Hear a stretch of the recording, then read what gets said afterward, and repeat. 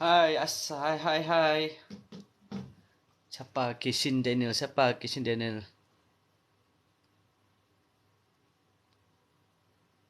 Terima kasih bagi like, terima kasih. Okey, Assalamualaikum warahmatullahi wabarakatuh. Selamat malam. Okey, bertemu lagi sekali kita dalam sesi sembang lah, sembang live bersama dengan Bang Wali. Okey, so boleh share-share dulu, share-share.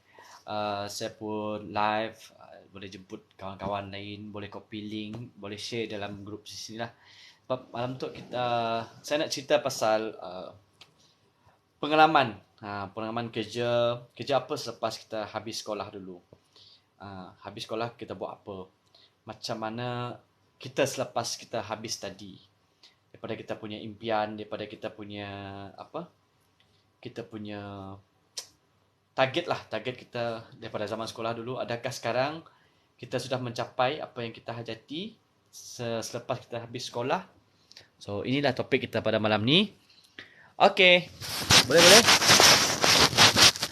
Okey, terlebih dulu Abang Ali nak ceritakan lah. Okey, dulu sama lah, kita sama je. Habis sekolah, saya macam biasa cari kerja macam orang lain, kerja macam-macam. Antara pekerjaan pertama saya habis sekolah tahun 2001. Saya habis PM tahun 2001. So, habis je sekolah, saya terus minta kerja. Macam-macam kerja. Antara kerja yang saya pernah buat, saya pernah kerja dekat kedai buku. Saya pernah kerja dekat hotel. Saya pernah kerja dekat construction. Saya pernah kerja tolong orang wiring rumah. Okay, itulah sebab kita habis sekolah, mesti kita nak cari pekerjaan. Betul tak? Cari kerjaan sebab kita nak ada duit sendiri. Sementara menunggu masuk ke IPT, sambung study di universiti ke. Okay, itu macam saya sebelum saya masuk ke politeknik, saya bekerja di itulah, di pelbagai tempat lah. Dan waktu saya belajar dulu pun sama juga. Bila saya belajar di politeknik, habis tu saya tak tunggu habis konvo, saya terus minta kerja. Hai. Saya terus minta kerja. Selepas tu sambil saya kerja, sambil saya belajar, saya bekerja. Sambil saya belajar, sambil kerja. Sebab kita nak duit lebih. Betul tak? Kita nak ada pendapatan kita sendiri. So, sikap tu saya bawa sampai saya bekerja. Sampai saya bekerja. So, bila saya kerja, saya pun terus, apa orang cakap, tak puas hati lah dengan apa yang ada. Sambil saya kerja, saya mencari income lebih. Itu yang saya buat. Sampai sekarang. Okey.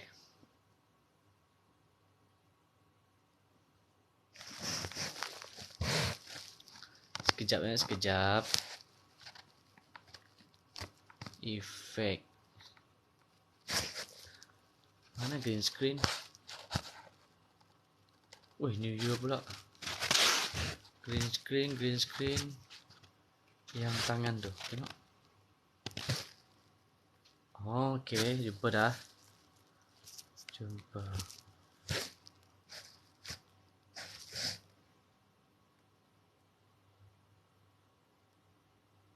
Okey, nampak ni tak? Nampak tak? Okey. So, pada malam ni saya nak share dengan you all tentang peluang yang saya buat sekarang lah. Peluang yang saya involve sekarang.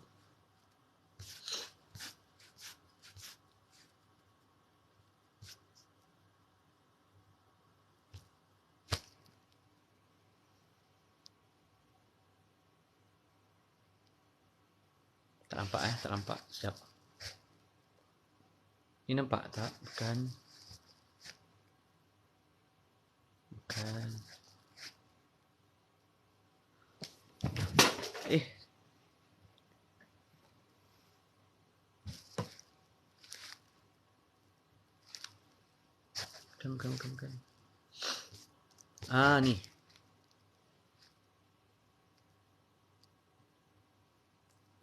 Nampak tak?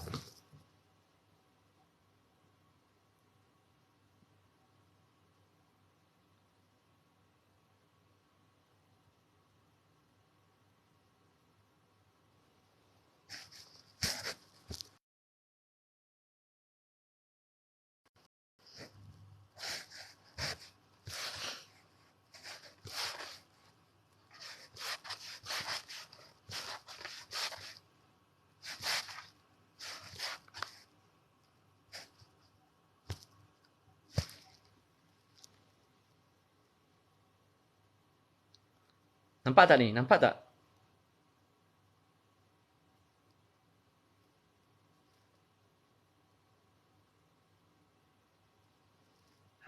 Nampak ah? Okey. So ini yang saya nak share kepada rakan-rakan yang bersama dengan saya pada malam ni, iaitu satu peluang, iaitu buat perniagaan SKV. SKV, Agent Defend diperlukan. Ini Defend ni dah salah satu produk SKV lah. Ini lebih clear. Nampak tak? Kenal Pak Nil, kenal Pak Nil. Mana?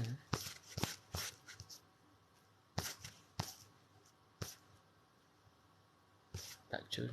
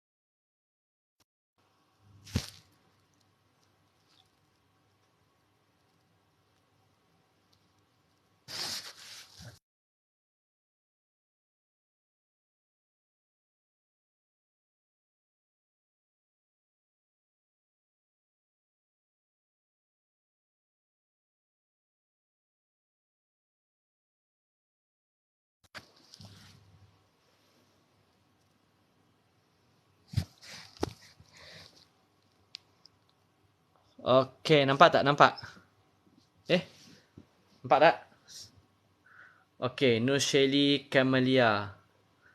Januari sehingga April 9 juta. Okey, 9 juta dia punya jualan. Okey. So, ini yang saya nak kongsikan kepada rakan-rakan pada malam ni lah. Okey, ini yang saya nak share tentang peluang ni. Okey, macam mana saya boleh jumpa dengan peluang ni? Okey, sebenarnya saya jumpa dengan peluang ni pada tahun lepas melalui mak mentua saya lah. Pada bulan 9 tahun 2021, saya dan family saya dan 7 orang ahli keluarga saya dijangkiti COVID-19. Okey, apabila dijangkiti tu, okey, salah seorang daripada kami iaitu ayah saya telah meninggal dunia disebabkan COVID ni lah. Okey. Tapi itu bukan yang saya nak ceritakan. Yang saya nak ceritakan bagaimana saya boleh terjebak dalam perniagaan SKV ini. Okey, bila saya dijangkiti COVID tu, pada hari kedua tu saya dibagi produk defense oleh mak mentua saya, salah satu produk SKV ni lah. Okey, bila dia bagi produk tu dengan saya makan lah. Bila saya makan, alhamdulillah batuk saya tak menjadi. And then bila batuk tak jadi, so saya macam bagus jugalah produk ni. Bila hari kedua tu, ayah pun hari kedua juga. Saya nak hantar produk ni pergi ke hospital untuk ayah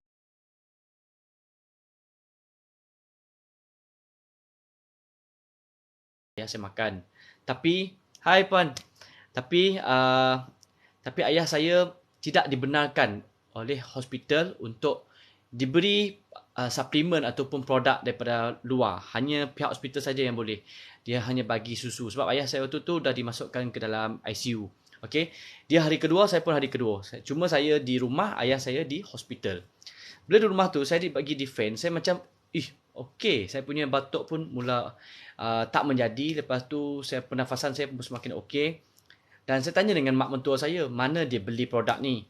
Okey, ni produk siapa? Kan? Dia cakap dia pun tak tahu, ada orang jual dengan dia lah. Okey, oleh kerana mak mentua saya pun dah tua juga, 60 lebih tahun. So, saya pun carilah dekat internet. Saya cari dekat Facebook, saya cari dekat Google, saya cari dekat TikTok ni. Okey, tentang defend, tentang SKV. Dan bila saya buka, kebetulan waktu tu, saya dah berkawan, saya dah follow salah seorang leader di SKV ni. Lama dah, sebab waktu tu saya memang suka follow orang-orang yang positif ni dalam dalam TikTok ni saya suka follow orang yang berniaga sebab saya tengah mencari peluang.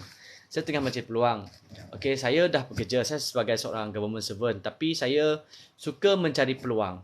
Dan saya berkenalan dengan Tuan Wahi. Saya follow dia. Daripada dia punya yang tengok dia punya live tu, daripada seorang, dua orang, tiga orang, lepas tu turun seorang lagi macam yang saya buat sekarang lah. Seorang tengok, lepas tu ada sekejap 2 orang, jadi 4 orang, paling ramai pun 9 orang, macam tu lah. Saya tengok dia punya live. Tapi dia konsisten sehingga kan dulu saya tengok dia live seorang tu, saya sebenarnya tak ambil tahu sangat apa dia buat kan. Tapi bila saya tengok brand produk yang saya makan tu adalah Defend by SKV, saya pun teringat dengan Tuan Wahi ni. Saya pun buka lah live dia, saya tengok live dia. Rupa-rupanya dia adalah seorang peniaga ataupun usahawan SKV.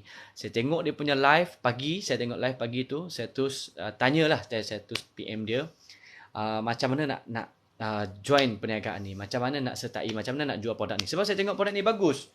Okay, so mula-mula tu saya tak tahu konsep dia macam mana. So saya tanya dia, lepas tu dia explain dengan saya, explain. Alhamdulillah, saya pun tak fikir banyak lah sebab modal pun tak besar. Dan saya beli untuk diri saya sendiri, saya beli sebotol Defend tu, dan saya terus jadi seorang usahawan dia lah. Saya dah boleh berniaga dah. Itu mula dia. Bermula dengan saya sendiri mengamalkan produk ni, dan saya kebetulan memang saya dah follow Tuan Wahi ni. Okay, so kenapa saya pilih SKV ni? Okay, pengalaman saya lah. Saya nak kata terror dalam perniagaan tak jugalah, tapi pernah mencapai satu pencapaian yang agak boleh dibanggakan lah suatu ketika dulu. Okay, perjalanan hidup saya ni agak pelik sikit. Saya habis study pada tahun 2005 tu, bulan Jun 2005. Habis study tu, saya terus pergi ke KL. Saya minta kerja. Ni topik saya ni. Habis PM kerja apa? Okey, saya pelbagai kerja, tapi habis saya belajar politeknik, saya ambil diploma dalam jurusan Mechanical Engineering, saya terus ke KL. Saya cari kerja. Waktu tu saya tak konvo lagi. Saya kerja sebagai seorang kelindan van. Bukan lori ya, selalu dengar kan kelindan lori.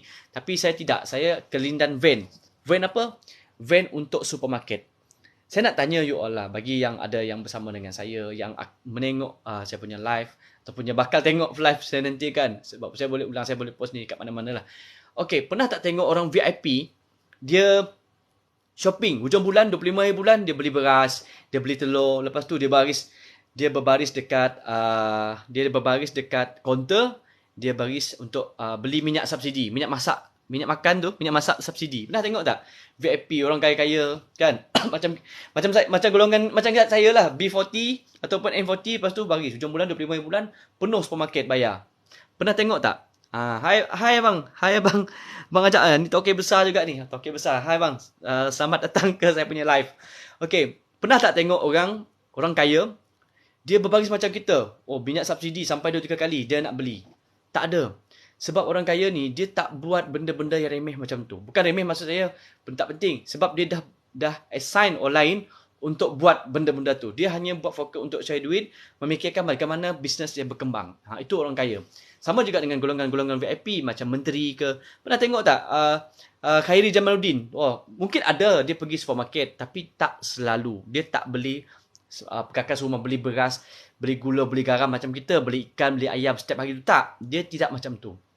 So itu pekerjaan pertama saya. Saya ikut van tu, saya kerja dekat Bangsa Village. Okey, saya kerja adalah seorang budak Kelantan tu. Okey, saya tinggal dekat asrama Bangsa Village tu, ada satu supermarket depan tu. Saya tinggal dekat asrama kat atas. So kat situ saya hantar keperluan beras ke rumah orang kaya. Okey. Tu salah satu cara dia. Bila saya hantar tu kan, saya pergi dengan kawan saya. Saya kelindan, saya angkat barang. Saya pergi rumah tu. Saya pergi bahagian dapur dia. Dapur dia saya rasa lagi cantik daripada ruang tamu rumah saya. Kan? Saya tengok, kaya betul. Macam mana dia sangat kaya macam ni. Okay, dekat area Bangsa tu lah. Dekat area Bangsa. So, hi Ita, hi. Okay, so saya tanya dengan kawan saya yang pemandu van tu. Saya tanya, bro, you rasa rumah orang kaya ni, yang kita hantar beras ni, yang kita hantar makanan ni, Kan dia belilah, dia beli pada supermarket tu hantar pergi rumah dia orang lah. You rasa dia kerja apa Bomba kan? Tak, cikgu pun bukan, polis pun bukan. Mungkin pegawai besar, mungkin kalau dia CEO company besar macam Petronas, ataupun kalau polis mungkin ketua polis negara macam tu lah. Saya tanya dengan saya tanya dia, bomba kot. Taklah, takkanlah bomba rumah besar macam ni lah. Tiang rumah dia tu pun, tahu tak pillar tu? Sangat besar. So saya rasa pillar tu pun kalau ikut nilai tu entah sama dengan harga rumah saya. Tu saya kaya yang luar biasa. So saya tanya dengan kawan saya, dia ni tak mungkin lah kerja makan gaji. Ni kalau tidak pun pemilik supermarket ni. Ataupun dia seorang owner kepada satu syarikat. Maksudnya orang tu tak makan gaji. Orang tu adalah businessman, memiliki kekayaan macam tu. Saya baru habis study, kira kerja main-main dululah. Kerja gaji 800 bulan. Setiap hari saya makan nasi lemak bungkus. Lepas tu di KL kan, saya minum teh tarik bungkus setiap hari macam tu sebab tak ada duit. Kan? Saya pergi rumah orang kaya tu, saya terfikir, aku pun nak jadi kaya. Aku pun nak jadi kaya. So, tak lama lah saya kat KL. Saya bulan 6 tu, bulan 7, bulan 8, 31 bulan Ogos, saya balik ke Sarawak. Itu pun saya minta duit mak saya untuk beli tiket flight balik. Sebab saya tak tahan duduk kat KL. Saya tak tahan duduk asrama. Waktu tu saya dengan orang Sarawak cuma 2 orang. Yang lain tu semua orang Semenanjung lah. Duduk satu asrama tu. So, saya balik Sarawak, saya plan nak berniaga. Sebab saya tak konvo lagi, saya tak nak minta kerja biasa-biasa lah. Saya nak kerja yang ada gaji besar sikit lah, yang pakai saya punya kelulusan. So, saya balik Sarawak, saya minta saya nak jadi usahawan. Apa yang saya buat jadi usahawan? Okay, saya berniaga burger. Ni perniagaan, antara perniagaan yang terawal saya buat lah. Saya berniaga burger. Saya ambil kayu bapak saya dekat bawah rumah tu, saya buat stall. Lepas tu saya pinjam barang-barang mak saya yang untuk berniaga yang macam untuk buat burger tu, saya pinjam semua. Lepas tu saya berniaga lah. Berniaga, sebulan berniaga tak balik modal. 2 bulan berniaga tak balik modal. So macam susahnya berniaga ni kan. Jual burger pun susah, apatah lagi yang lain-lain, bisnes yang lain-lain. Belum lagi buka kedai makan. Ini burger pun susah nak jual. Modal kecil pun susah nak grow. Apatah lagi nak jadi kaya macam tu. So macam terbantut lah. Saya macam, susah lah jadi orang berniaga ni kan. So saya pun apply kerja. Alhamdulillah rezeki saya. Saya tak konvo lagi. Saya gunakan apa sijil yang ada. Saya minta sebagai anggota bomba. Dapatlah training sebagai bomba di Shah Alam. Saya balik ke Semenanjung sekali lagi pada hari bulan 12. Iaitu 25 hari bulan 12. Waktu tu orang Christmas, saya fly ke KL. Saya dihantar ke Section 15 Shah Alam. Okay. Training kat situ 4 bulan lebih. Lepas tu sambung lagi untuk tamat latihan di Wakaf Tapai Terengganu. So training kat situ total kalau tak silap saya lebih kurang lah 7 bulan ke 8 bulan macam tu. Saya habiskan masa untuk training. Dan habis training tu saya balik ke Sarawak lagi, kerja di Balai Bomba Bintulu. Tempat saya sekarang. Saya berada dekat Bintulu sekarang. Okay, itu pengalaman saya kerja. So bila dah kerja sebagai government tu, saya punya mindset nak jadi orang kaya tu dah tak ada dah. Dah tak ada.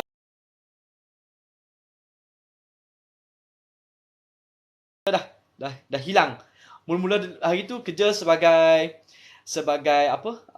kelindan van tu, berkobar-kobar nak jadi kaya sebab tengok rumah orang kaya. Sebab itulah leader saya selalu cakap, berkawanlah dengan orang kaya, baru kita ada rasa orang kaya nak jadi kaya. Betul tak? Circle kita mempengaruhi kita.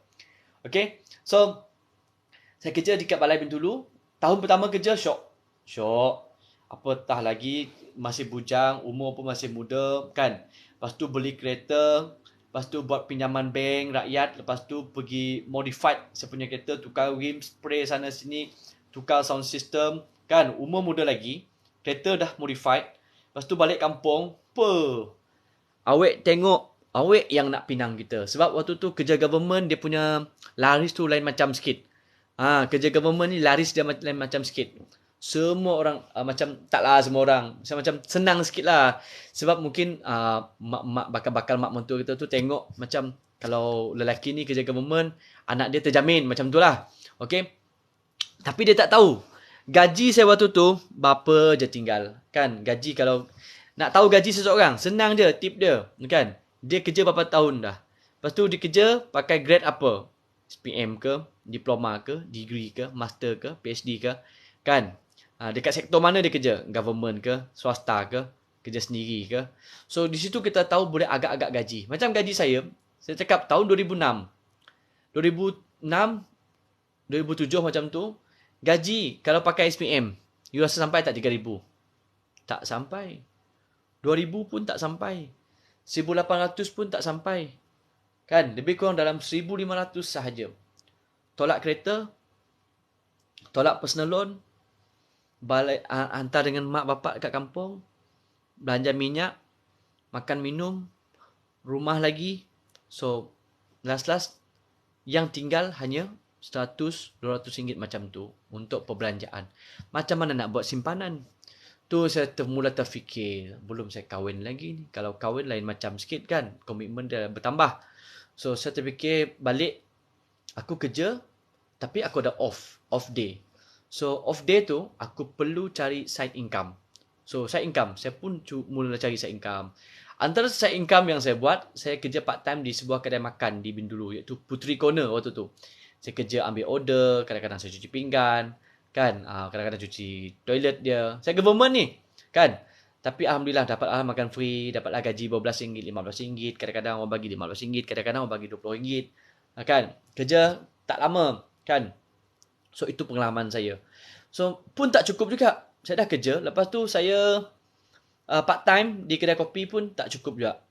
So saya cari part time lain. Saya bawa lah kereta saya tu, bawa penumpang, angkut daripada satu tempat ni pergi ke pasar, pergi ke bandar. Bawa lah siapa-siapa, angkut, hon, pergi. Macam Grab lah, lebih kurang macam Grab. Tapi zaman tu tak ada Grab lagi. Saya buat tu. Pun tak dapat buat simpanan juga. Sebenarnya apa bisnes yang kita boleh buat? So, sampai satu masa tu saya macam dah give up. Tak payahlah, relax lah macam ni. Santai punya santai. Sampailah pada tahun 2009, saya diperkenalkan oleh seseorang dengan satu perniagaan yang berkonsepkan network marketing. Saya zero, saya tak tahu apa itu network marketing. Saya tak tahu macam mana sistem gandaan. Saya tak tahu, kan. So, yang kita boleh jual produk orang dengan modal yang tak besar. Saya tak tahu.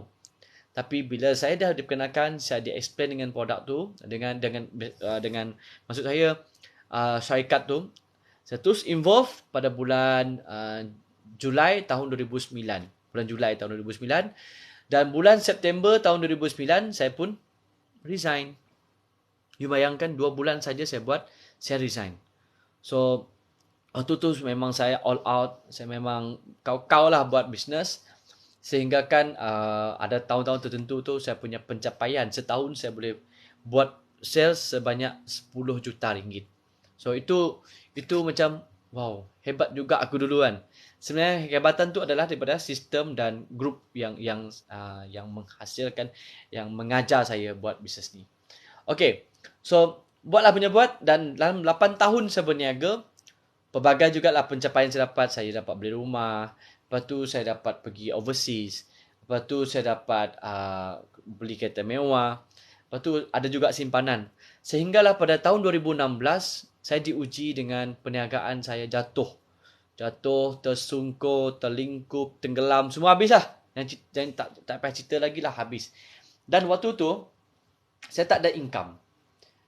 Cuma saya ada sedikit saving lah. Adalah cukup saving. Tetapi waktu tu, saya punya komitmen sangat besar. Saya masih ada kereta mewah yang perlu bayar. Saya ada rumah yang perlu bayar. Saya ada insurans yang perlu saya bayar. Saya ada ASB yang perlu saya bayar. Saya ada makan, minum, bil elektrik, semua perlu bayar. Di mana every month dia punya komitmen tu melebihi 10,000. Dan waktu tu tak ada income. So, kalau kita ada saving 100,000 pun, kita hanya boleh bertahan sehingga 10 bulan saja. 100,000, 10 bulan. So, saya fikir, kalau aku tak buat tindakan, aku akan tenggelam, mungkin akan jatuh bankrupt. So, apa yang saya buat, saya gunakan saving yang ada tu, saya pergi belajar dengan dekat kelas Dr. Azizan Osman waktu tu. Pada tahun 2016 saya pergi, lepas tu habis kelas Dr. Izzah Osman tu saya belajar kelas Facebook dengan Najib Asadok dekat Keluang Johor, saya pergi. Dan alhamdulillah di situ saya pergi Dr. kelas Izzah Osman tu, saya kosong, saya tak ada bisnes lagi waktu tu. Saya tak ada bisnes. Saya pergi kelas Dr. Izzah Osman tu, saya ingat lagi ada satu kertas dia tuliskan. Kalau ada dia cakap macam ni lah, kalau ada apa-apa idea ke ataupun something yang bagus kan daripada yang keluar daripada mulut dia ataupun sharing daripada orang di sekeliling kan, catatkan, mungkin adalah idea bisnes yang akan keluar.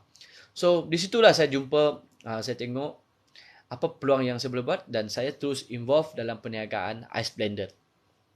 Saya bermula dengan Ice Blended, saya buka satu gerai lah di Pasar Malam di Semarahan, dan di situlah saya bermula dengan apa yang ada dekat tangan saya lah. Saya tak hebat-hebat mula-mula, saya buka dengan satu dulu. Alhamdulillah tak sampai setahun saya punya perniagaan tu berkembang sehingga ada 20 kios Ice Blended saya yang saya beri brand nama dia ACD Ice Blended. Sebab yang menarik, saya punya perniagaan dulu dia ada Ice Blended gula apung. Tu yang menarik tentang saya punya bisnes dululah. So buat, tetapi berlaku lagi kesilapan, tidak belajar ilmu-ilmu yang seterusnya, part pengurusan. Saya tidak buat kontrak, saya tidak buat macam undang-undang lah untuk peraturan untuk saya punya yang ambil saya punya brand tu. Macam saya ada satu kios saja, tapi yang lebih tu orang lain buka tapi dia ambil serbuk daripada saya, dia ambil resipi saya, dia orang jual dekat lokasi yang mereka sendiri pilih. So dekat situ bila orang dah pandai, so dia tak ambil daripada kita lagi dah. Dia tidak ambil daripada kita, dia sendiri yang buat ambil guna resipi kita tu, dia ambil serbuk di tempat lain, dia ambil serbuk tempat lain. So saya tak boleh buat apa-apa, saya tidak boleh bawa mereka ke mahkamah, tak boleh, sebab saya tak ada perjanjian. Saya cuma cakap kalau ambil saya punya brand Ice Blended ni, you mesti ambil serbuk daripada saya. Hanya verbal saja, tidak ada bertulis, tak ada perjanjian. So tak boleh buat apa-apa. Daripada 20 cawangan berkurang dan tinggal ada 3 saja cawangan. Sehinggalah pada tahun 2018 3 cawangan tu saya buat dan tahun 2019 nak masuk tahun 2020 kena pula COVID. Bila kena COVID, PKP sana sini, lockdown sana sini, so bisnes saya lingkup kali yang kedua. Itu pengalaman saya. Tapi saya tidak berputus asa. Dalam perniagaan. Sebab saya percaya perniagaan sahaja, bukan sahaja perniagaan adalah satu cabang untuk jadi kaya. Jadi senang boleh bantu orang lain. So saya mencari apakah peluang yang boleh saya buat. Santai, saya masih boleh bekerja. Tapi dalam masa sama saya boleh buat perniagaan. Itu yang saya cari. Okey, sebab orang Sarawak cakap lah jerak, tahu tak jerak. Dah lah dulu kerja government, lepas tu berhenti, lepas tu buat bisnes lingkup, masuk kerja government balik. Takkan nak resign terus kan? So saya sudah ada planning, saya ada perancangan saya. Okey, saya kena cari satu perniagaan yang santai. Saya boleh bekerja, tapi dalam masa sama saya boleh grow saya punya perniagaan. So itulah saya pilih SKV ni. Sebab apa saya pilih SKV? Satu sebab utama adalah saya pilih leader yang terbaik. Ini yang saya tunjuk-tunjuk ni kan, yang saya tayang-tayang ni adalah leader saya, Puan Nushili Kamalia, pengasas Cop Store. Tahu kan maksud Cop Store ni? Cop Store adalah COVID store. Waktu mereka pun sama juga.